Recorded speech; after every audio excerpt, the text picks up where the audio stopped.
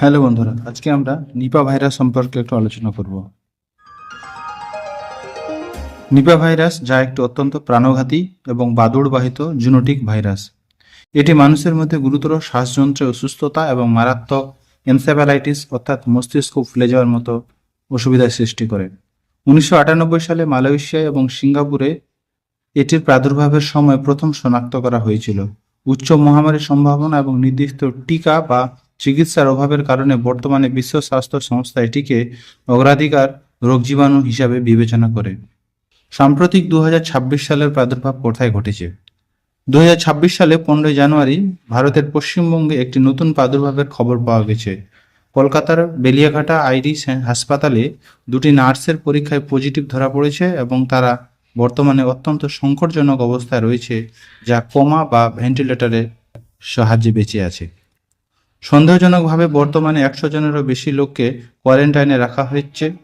পূর্ব বর্ধমান জেলায় কমপক্ষে 82 জনের শনাক্তকৃত সংস্পর্শে আসা ব্যক্তিদের ট্র্যাক করা হয়েছে। এ ভাইরাসের সংক্রমণ কিভাবে ঘটে? সংক্রামিত প্রাণী প্রধানত ফলের বাদুড় বা শূকর সরাসরি সংস্পর্শের মাধ্যমে দূষিত খাবার যেমন কাঁচা খেজুরের রস গ্রহণের মাধ্যমে অথবা মানুষ থেকে মানুষের সংস্পর্শের মাধ্যমে মানুষের মধ্যে ছড়িয়ে পড়ে। এই ভাইরাসের লক্ষণগুলি কি কি? প্রাথমিকভাবে ফ্লুর মতো লক্ষণ দেখা যায়, যা জ্বর, মাথা ব্যথা, পেশি ব্যথা বা বমি বা গলা ব্যথা হয়। গুরুতর ক্ষেত্রে মাথা ঘোরা, তন্দ্রা, পরিবর্তনশীল চেতনা এবং তীব্র এনসেফালাইটিস দেখা যায়, যা 24 থেকে 48 ঘন্টার মধ্যে কমায় নিয়ে যেতে পারে।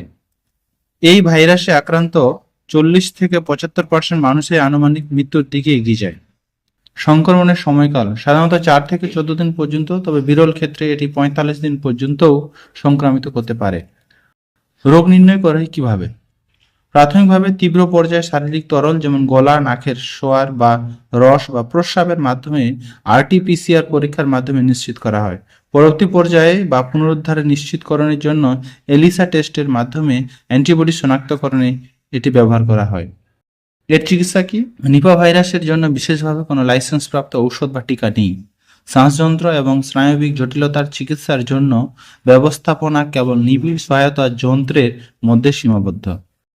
প্রতিরোধ ব্যবস্থা: স্থানীয় অঞ্চলে অসুস্থ শূকর বা বাদুড়ের সংস্পর্শে এড়িয়ে চলুন। কাঁচা খেজুরের রস বা ফল খাবেন না যা প্রাণী কামড়েছে বলে মনে হয়। সম্পূর্ণ ভিডিও দেখার জন্য ধন্যবাদ।